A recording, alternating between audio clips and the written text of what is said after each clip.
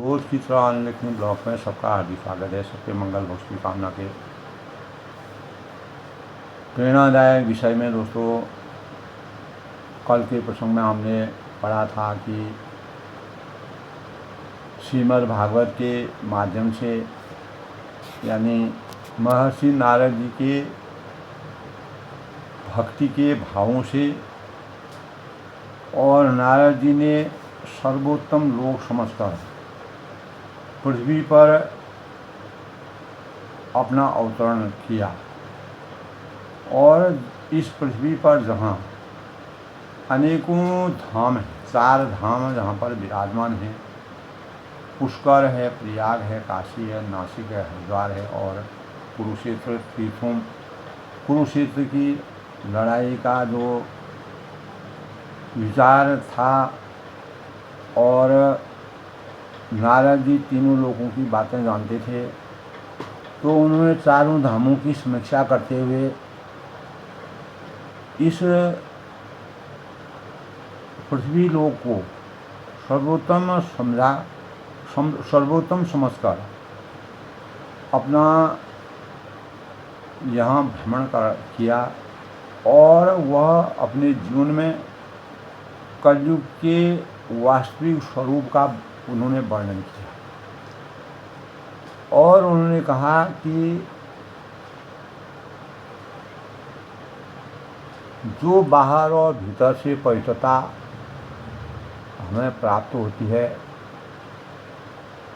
तो उसको हमें अपने जीवन में किस प्रकार से अपनाना चाहिए और कलयुग के प्रभावों से बचने और उनसे सुरक्षित रहने का एकमात्र कारण यही है कि श्री हरि कीर्तन और भगवान हरि का नाम जप। इसीलिए उन्होंने कहा कि कलयुग केवल नाम आधा। इसी एक गुण के कारण राजा परीक्षित ने उसे छोड़ दिया और इस समय पृथ्वी के सारे पदार्थ बीजहीन यानी भूसी के समान हो गए, जिसमें बीज ही नहीं होता है। तो ब्राह्मण केवल अन्न धनादि के लोभवश घर घर जाकर भागवत की कथा सुनाते हैं, इसीलिए कथा का सार हमेशा के लिए चला गया। तो कलयुग के प्रभाव को समाप्त करने के लिए केवल एक साधन है, भगवान का कीर्तन और भगवान का नाम जप। इसी के प्रसंग के साथ इसी समीक्षा को आगे करते हुए भक्ति का दुख दूर करने के लिए नारद जी का क्या उद्योग था, यानी भक्ति का दुख दूर करने के लिए जो भक्ति थी, तो भक्ति ने जब राजा परीक्षित ने इस पापी कलयुग को क्यों रहने दिया, इसके आते ही सब वस्तुओं का सार हमेशा के लिए चला गया और करुणामय श्रीहरि को भी यह अधर्म कैसे देखा जाता। तो नारद जी ने मेरा यह संदेह दूर, तब भक्ति ने कहा कि नारद जी मेरा यह संदेह दूर करें, आपको आपके वचनों से मुझे बड़ी शांति मिली है। तो नारद जी ने भक्ति का दुख दूर करने के लिए नारद जी का क्या उद्योग था। नारद जी ने कहा कि हे देवी, तुम व्यर्थ में अपने और अपने को खेद में मत डालो, इसी प्रकार के दुख में भ्रम में मत डालो। भगवान श्री कृष्ण के चरण कमलों का चिंतन करो, मनन करो, ध्यान करो, कीर्तन करो, नाम जप करो और उनकी कृपा से, उनके आशीर्वाद से तुम्हारा सब दुख दूर हो जाएगा, क्योंकि वह समर्थ को नहीं दोष होता है, जो शक्तिशाली होता है, जिस पर धर्म अर्थ काम मोक्ष की पूरे गुण विराजमान रहते हैं, वह सभी दुखों को दूर करने के साक्षी है। जिन्होंने कौरवों के अत्याचार से द्रौपदी की रक्षा की थी, वे श्री कृष्ण कहीं चले थोड़े गए हैं, वो इस संसार में हमेशा के लिए विराजमान है। और फिर तुम तो भक्ति हो, सदा उन्हें प्राणों से प्यारी हो, तुम्हारे बिना यह सृष्टि चल नहीं सकती है। तुम्हारे बुलाने पर तो भगवान नीच जाति के लोगों के यहाँ भी चले जाते हैं। किसी प्रकार का भेद उनके अंतःकरण में नहीं है। उनके लिए मानव जीवन सम है। जैसे सबरी, गुह आदि के घर भगवान चले गए थे और सबरी के जूठे बेर खा करके भगवान ने परम अमृत की प्राप्ति की। सत्य, त्रेता और द्वापर युग में, इन तीनों युगों में तो ज्ञान और वैरागी ही मुक्ति के साधन है। अगर हमको धर्म, अर्थ, काम, मोक्ष की प्राप्ति करनी है तो यही मेन सार है, स्वरूप है। किंतु कलयुग में तो केवल भक्ति ही मोक्ष की प्राप्ति कराने वाली है। इसीलिए एक बार जब तुमने श्रीहरि से पूछा था कि मैं क्या करूं, तब भगवान ने तुम्हें यही आज्ञा दी थी कि तुम मेरे भक्तों का पोषण करो, उनका पालन पोषण करो। और तुमने भगवान की आज्ञा स्वीकार कर ली। इससे श्रीहरि तुमसे बहुत प्रसन्न हुए और तुम्हारी सेवा करने के लिए मुक्ति को दासी के रूप में और इन ज्ञान और वैराग्य का पुत्रों के रूप में तुम्हें दे दिया। तो जिनके हृदय अंतःकरण, यानी अंतःकरण में, हृदय में निरंतर बिना अंतर के, बिना किसी भेदभाव के प्रेम रूपिणी भक्ति निवास करती है, वे शुद्ध अंतःकरण पुरुष स्वप्न में भी यमराज को नहीं देखते, मोक्ष की प्राप्ति हो जाती है। तो भूत प्रेत पिशाच जो है और राक्षस हैं, दैत्य हैं आदि, भक्त के पास भटक तक नहीं सकते हैं, उनके आसपास तो उनका रहना ही रहना। तो भगवान तप, यज्ञ और वेद के अध्ययन से, ज्ञान और कर्म आदि किसी भी साधन से वशीभूत नहीं होते हैं। पर जब हमारा भगवान से अतिशय अनुराग हो जाता है, दुलार हो जाता है, प्रेम होता आता है, हम भक्ति में लीन हो जाते हैं, तब भगवान बहुत प्रसन्न होते हैं। और कहा भी है, जिन प्रेम कियो तिन प्रभु पाए। संसार में जिसने भगवान से प्रेम किया, उन्होंने उनकी वास्तविक शक्ति को प्राप्त किया। हनुमान जी ने भगवान रामचंद्र जी को प्राप्त किया और द्रौपदी के चीरहरण के समय भगवान कृष्ण का ध्यान करके द्रौपदी का चीरहरण नहीं हो पाया। और प्रहलाद ने भगवान का स्मरण करते ही हिरण्याकश्यप जैसे दुष्ट अपने पिता को किस प्रकार से, यानी प्रहलाद को परेशान किया, लेकिन भगवान ने उनकी किस प्रकार से रक्षा की। तो भगवान भक्ति के सहजी वश में हो जाते हैं। कलयुग में कि एकमात्र भक्ति ही मुक्ति देने वाली। भक्ति ने तब कहा कि नारद जी आप धन्य हैं, आपने मुझसे निश्चय ही निश्चल प्रीति की है, बिना किसी छल के, और मैं सदा आपके हृदय में बसूंगी, रहूंगी, विराजमान रहूंगी। आपने क्षण भर में ही मेरे सारे दुख दूर कर दिए, मुझे अब किसी प्रकार के दुख नहीं है, कोई सोच नहीं है, कोई संशय नहीं है। अब आप मेरे पुत्रों को भी सचेत कर दीजिएगा। तो इस संबंध में सूत जी कहते हैं कि नारद जी ने फिर मूर्छित पड़े यानी ज्ञान और वैराग्य को जगाने के लिए अथक प्रयास किए कि ज्ञान और वैराग्य कैसे जगता है। तो वेदों का पाठ किया, गीता का पाठ किया बड़े बड़े ग्रंथों का अध्ययन किया, जैसे तैसे वे उठे पर पुनः मूर्छित हो जाते। उसी समय यह आकाशवाणी हुई कि हे नारद, तुम खेद मत करो, दुख मत करो, तुम्हें तुम्हारे प्रयास में निसंदेह सफलता मिलेगी। इसके लिए तुम एक सत्कर्म करो। क्या? वह कर्म तुम्हें सत शिरोमणि महानुभाव बताएंगे। उस सत्कर्म के प्रभाव से क्षण भर में ज्ञान और वैराग्य की नींद और वृद्धावस्था चली जाएगी तथा सर्वत्र भक्ति का प्रसार होगा।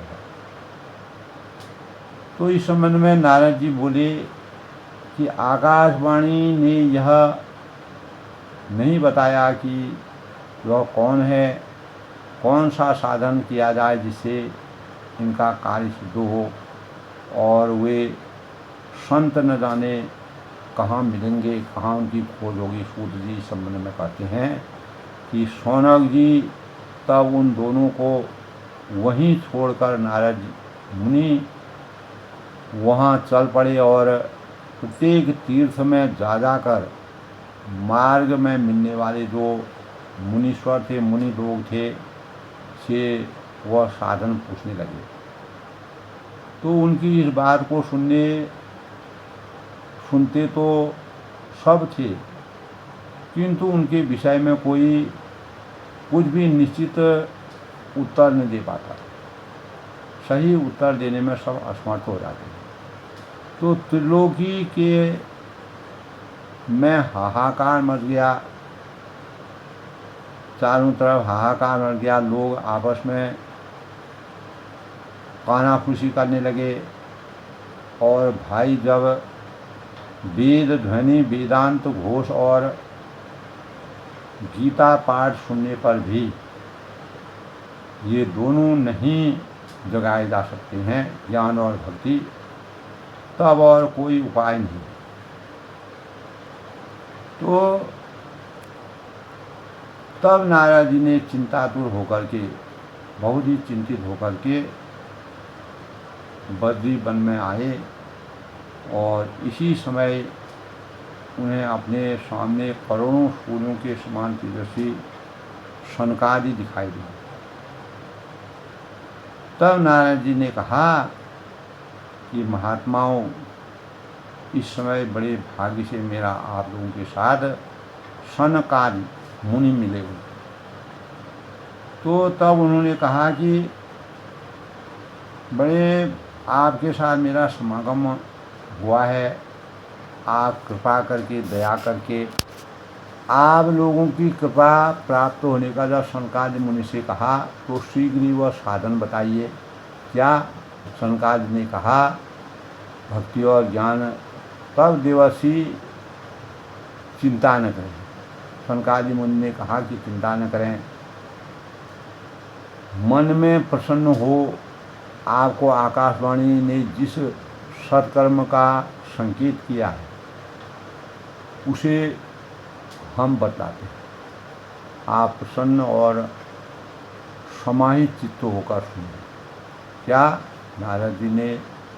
नारद जी पंडितों के ज्ञान यज्ञ को ही सत्कर्म का सूचक माना, और वह श्रीमद् भागवत का पारायण है, जिसका गान शुक आदि महानुभाव ने किया है। तो सिंह की गर्जना सुनकर जैसे भेड़िए भाग जाते हैं, उसी प्रकार श्रीमद् भागवत की ध्वनि से कलयुग के सारे दोष नष्ट हो जाएंगे।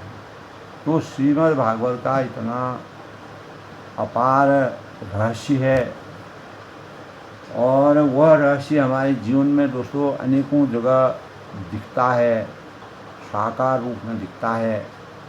तब नारद जी ने कहा कि महानुभाव, आपका दर्शन जीव के संपूर्ण पापों को तत्काल नष्ट कर देता है।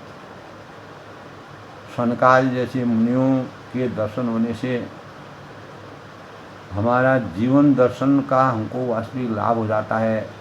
आप निरंतर लगातार ही भगवत कथा अमृत का ही पान करते हैं, हमेशा भगवान की अमृत धारा का, भगवान की कथा और भक्ति भावना अमृत का गुणगान करते हैं, उसका पान करते हैं।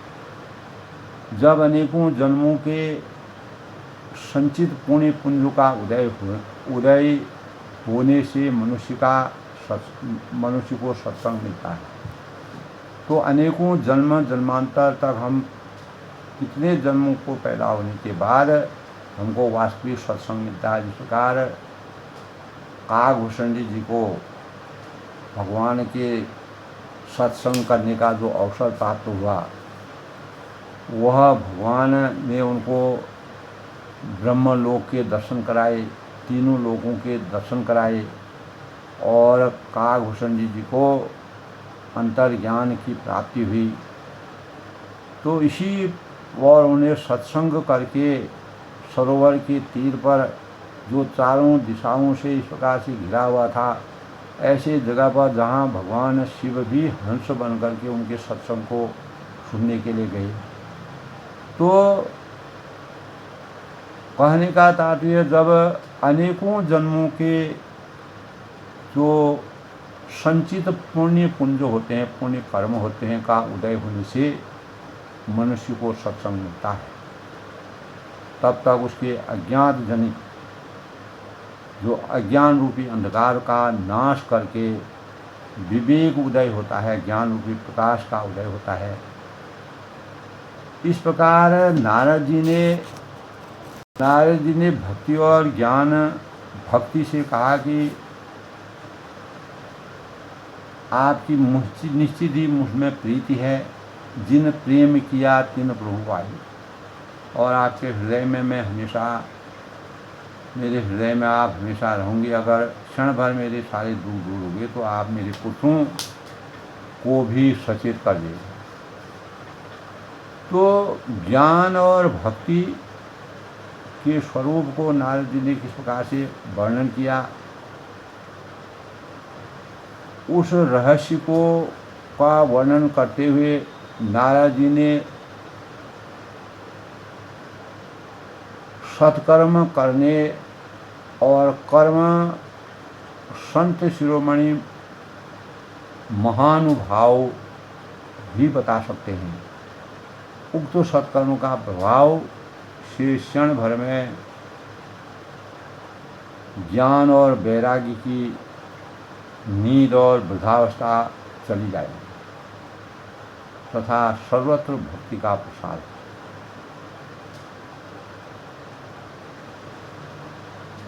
तब नारद जी ने चिंतातुर होकर के बद्री वन में आकर के इसी समय उन्हें अपने सामने करोड़ों सूर्यों के समान तेजस्वी सनकादि मुनि को दिखाया, उनके ज्ञान से अवगत कराया और भगवत कथा। तब सनकादि मुनि ने नारद जी से कहा कि किसी प्रकार की कोई चिंता करने की जरूरत नहीं है, मन हमेशा प्रसन्न रखो। आकाशवाणी ने जिस सत्कर्म का संयोग किया है उसे हम बतलाते हैं। आप प्रसन्न और समहित चित्त होकर, एक समान चित्त होकर सुनो। पंडितों ने ज्ञान यज्ञ को ही सत्कर्म का सूचक माना है। श्रीमद् भागवत का पारायण, यानी यह श्रीमद् भागवत का पारायण है, जिसका गान सनकादि महानुभाव ने किया है। तो सिंह की गर्जना सुनकर जैसे भेड़िए भाग जाते हैं, उसी प्रकार श्रीमद् भागवत की ध्वनि से कलयुग के सारे दोष नष्ट हो जाते हैं। तो इस प्रकार दोस्तों, कलयुग के प्रभाव में अज्ञान जनित अंधकार का नाश करके विवेक उदय हो जाता है। ज्ञान रूपी अज्ञान रूपी अंधकार से ज्ञान रूपी प्रकाश की पराकाष्ठा हो जाती है, उच्चता हो जाती है, विवेक जाग जाता है। तो दोस्तों, इसी प्रकार आज के प्रेरणादायक विषय में नारद जी ने भक्ति का दुख दूर करने के लिए नारद जी को किस प्रकार से सामर्थ्यवान बताया और किसी भी खेद या चिंता करने से अपने मन को डराना नहीं चाहिए। भगवान श्री कृष्ण के चरण कमलों का चिंतन करना सर्वोपरि है, उनका नाम जाप करना सर्वोपरि है। तो तुम्हारा उनकी कृपा से, उनकी दया से, उनके आशीर्वाद से तुम्हारा सब कुछ दूर हो जाएगा। और कौरवों के अत्याचार से जिस प्रकार द्रौपदी की रक्षा हुई, उसी प्रकार श्री कृष्ण अपनी भूमिका अदा करके यदा यदा हि धर्मस्य ग्लानिर्भवति भारत अभ्युत्थानम् अधर्मस्य तदात्मानं सृजामि। तो भगवान श्री कृष्ण सर्वे सन्तु सुखिनः सर्वे सन्तु निरामया सर्वे भद्राणि पश्यन्तु मां कश्चित् दुर्भाग् भवेत्। इन भावों से कलयुग में भी हमको एक स्वच्छ जीवन, पवित्र जीवन यापन करने की प्रेरणा प्राप्त होती है। तो आज के प्रसंग में दोस्तों अपनी वाणी को विराम देते हुए अपने आज का प्रसंग इतना, कल फिर मिलते हैं। मैं सबका अभिनंदन करता हूँ, स्वागत करता हूँ। आनंद लिखनी ब्लॉग में सबका स्वागत है। सबके मंगल बख्श की कामना करता हूँ। अधिक से अधिक लोग दोस्तों इसको सुनें, शेयर करें, लाइक करें, सब्सक्राइब करें और अपने ज्ञान को बढ़ाएं। और हमें अपने प्राचीन ग्रंथों से क्या प्रेरणा मिलती है और भगवान की नियति किस प्रकार की है, भगवान समर्थ, जो भगवान सर्वशक्तिमान हैं, और कैसे भगवान कैसी लीलाएं इस संसार में करते हैं, उन लीलाओं को सुनने से हमारा ज्ञान जागता है और हमें वास्तविक मानवता के ज्ञान का पता चलता है। सब लोग सुखी रहें, खुश रहें।